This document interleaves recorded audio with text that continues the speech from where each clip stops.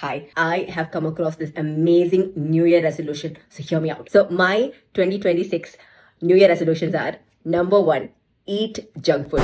Number two, always skip gym. Number three, spend loads and loads of time on social media scrolling. And last, number four, keep everything to the last minute and never be on time.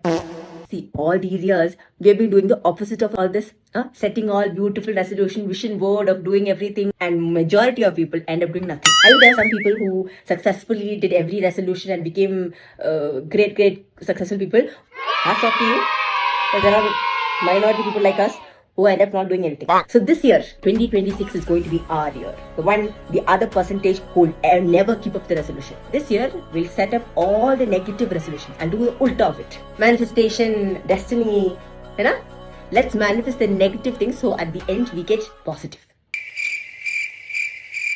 Happy New Year, everyone.